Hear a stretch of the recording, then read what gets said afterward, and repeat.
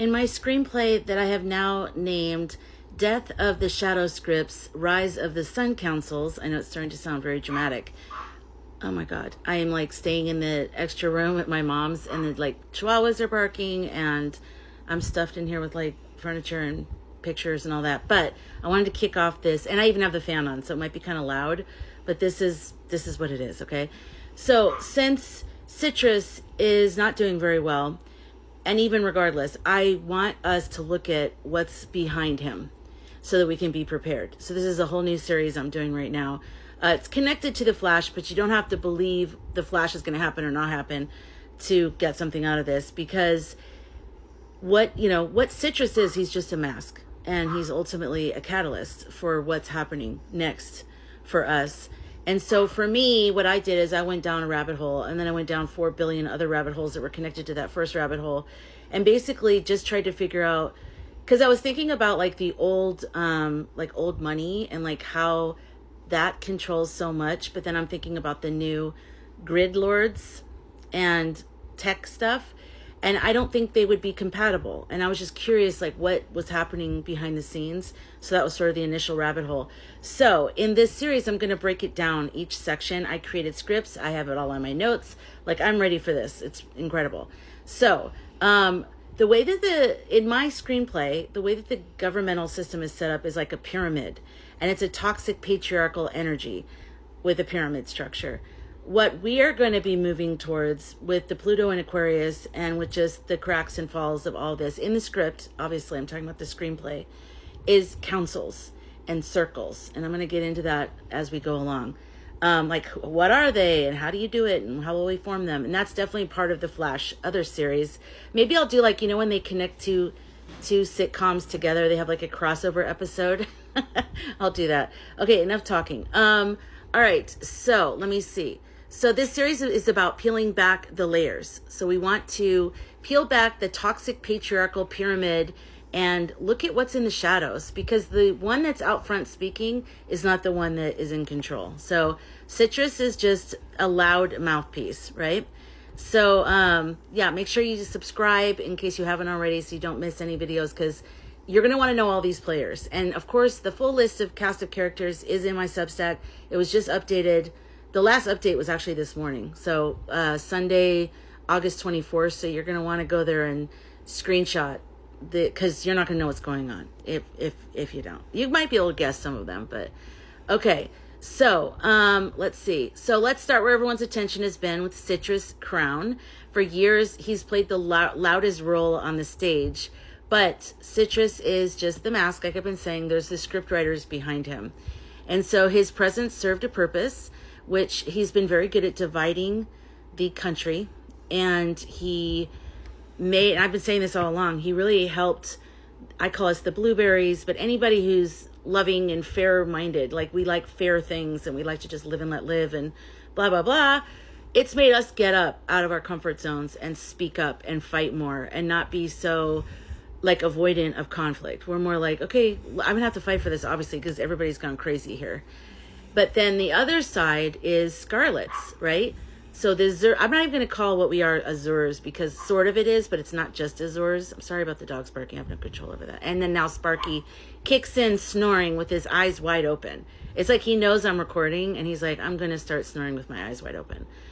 Anyways, so yeah, so the Scarlets have, the Citrus has really given them permission to let all of their darker emotions about their fellow man to the surface.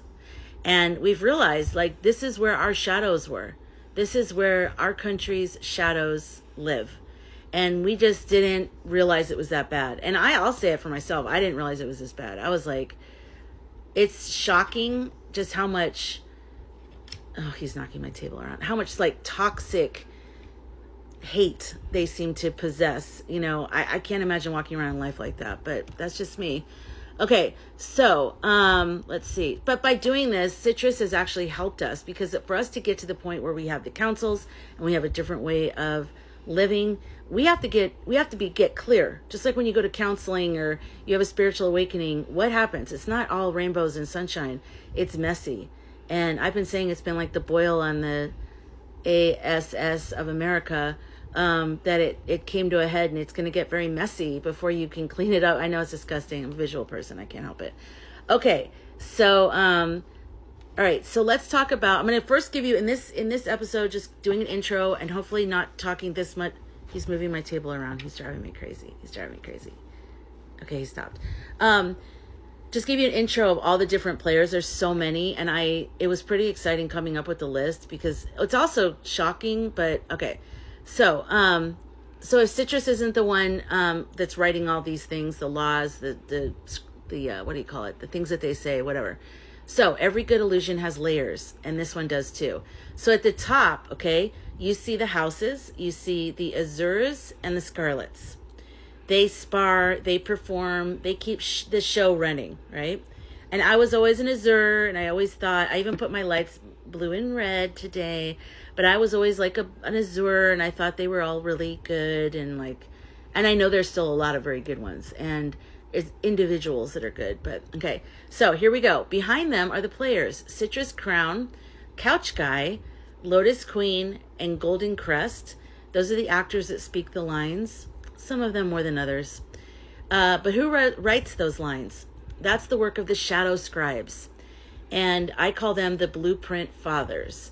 So it's post-World War II architects who drafted the hidden scroll from secret councils to their latest slab, P2025.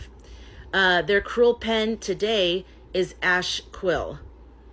Writing the scrolls, he's the one who writes the scrolls into law. So the fathers, the blueprint fathers, we don't know who they are. I mean, we do, but I'm saying like an everyday person doesn't know who they are. You don't know them. They're not on display. They're hidden in the shadows for a reason. So Ash Quill is the one that is the bridge between, one of the bridges between them and the public. Them and the people who are public, I should say. So he's very cruel. And then bridging the older order of the blueprint fathers with the digital lattice grid lords is Throne Weaver. He's the ideological spider. Throne Weaver. So Ash Quill, Throne Weaver. You have your homework. Beneath them are the Coin Lords, the financiers, I can't speak. Old wealth, hedge funds, crypto fortunes. They fund the houses, the banquets, the grid lords, and even false flock. All coins pass through them. Then come the digital lords, the grid lords, custodians of AI, surveillance, and platforms. Grid Lord King, master of the lattice, and eye stones, the false oracles. Starboy, the trickster visionary, and again Throne Weaver, which he's weaving the ideology into the lattice, a bridge between grid lords and the blueprint fathers. Okay, and now Sparky wants to eat his dinner, which has been sitting here for a while. He didn't want to eat the whole time, but now that I'm recording, he all of a sudden wants to eat, which is great. Okay, next we have the mirror halls, the Hall of Mirrors, actually. They're the storytellers, the screen lords of TV, the ink keepers of print, and they control what you see and they bury what you don't. The echo tongues, talk, radio, podcasts, endless partisan commentators, and then web spinners, digital outlets, viral campaigns, click forums, and hot networks, bot networks. Bots, this was such a big part of, I don't know how many years. I just remember when I started watching on YouTube many years ago, when I just go down rabbit holes, and I was thinking this is going to be a problem because I'm a videographer, I edit, I film, I'm a filmmaker, and I could tell they were getting better at editing like BS stuff, and most people can't tell, especially in the beginning. People couldn't really tell what was real and what wasn't. We still can't. It's even getting worse. But anyways, so that's where a lot of the deception started and was a very strong IV into the heart of America, I feel like, was just that misinformation that came from Big R, a lot of it. So, of course, we also have the amplifiers and enforcers, slushies. They're cold, they're cruel, and they're petty tormentors. Can you even guess what a slushy would be like? And then we have the hammers, blunt enforcers of control, smashing rather than building. Alongside them, the false flock, zealots, cloaking cruelty in scripture, fueling the script's enforcement. And then the global stage. We have Sunflower, Stone Fist, Euros, burning husks, iron nets, and ruling the desert banquet. We have olive roots, enduring erasure, pressed but unbroken. And finally, beneath it all, the tools and hidden ledgers, the contest, the tickets, the eclipse papers, which is the shadow ledger of control, the banquet, which is endless feast of war, weapons, and surveillance. And then the desert banquet is where iron net ensures the feast never ends while olive roots endure. And this is the pyramid of the shadow script, layer by layer, illusion by illusion. And so this is what we're going to be talking about in this. That's what I'm going to be talking about. Maybe you'll talk about it too, but this is what I'm going to be talking about in this series. I'm going to try to keep it really concise so every day you can kind of get a bite piece of this information. I mean, it's not TikTok concise, but it's just TikTok. Well, it's not TikTok concise, but maybe it's like YouTube concise. I don't know.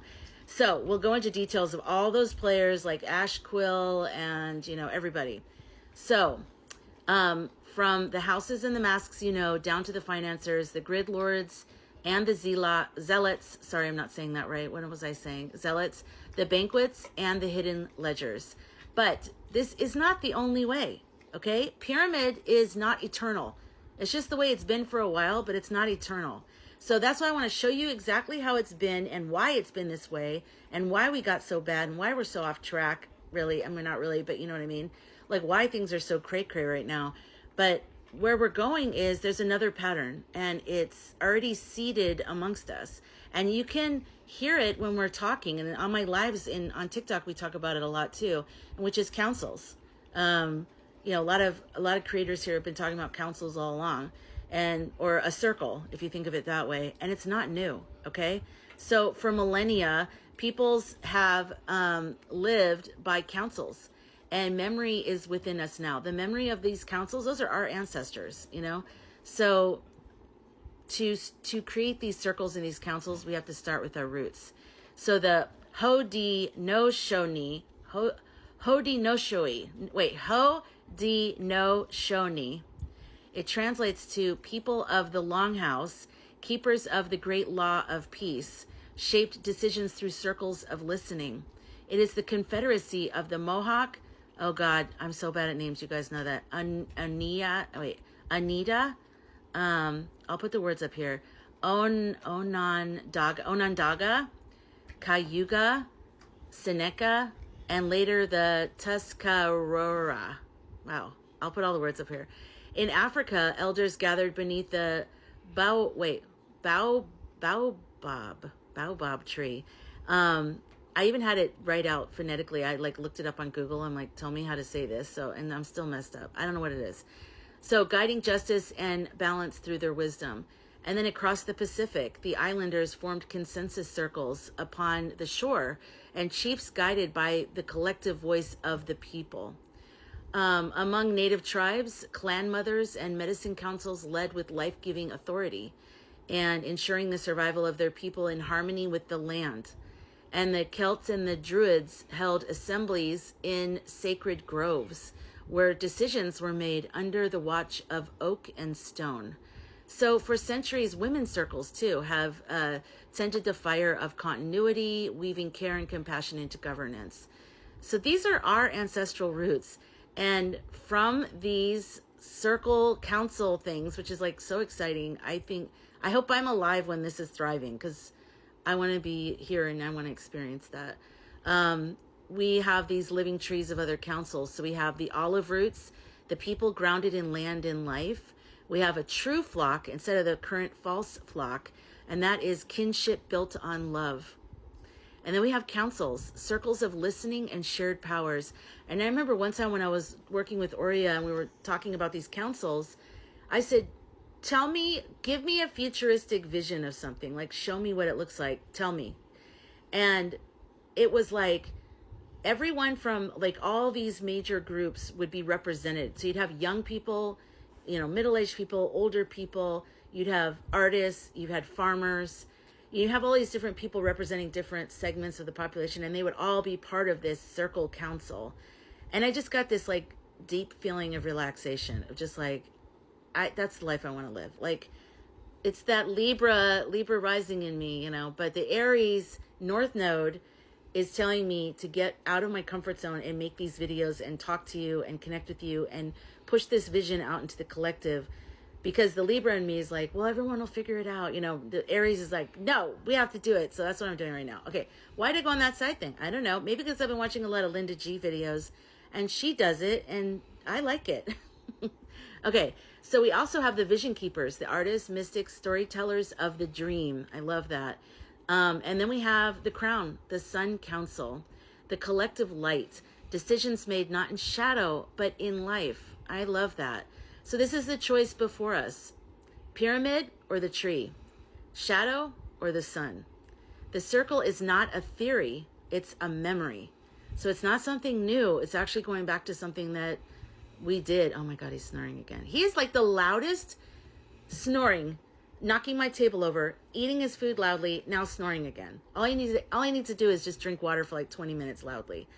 Okay, anyways. In episode 2, we're going to look at the twin houses, the Azures and the Scarlets, not just the parties, but the ancient currents shaping the script itself. So not just what we're told, but actually the reality of the whole thing.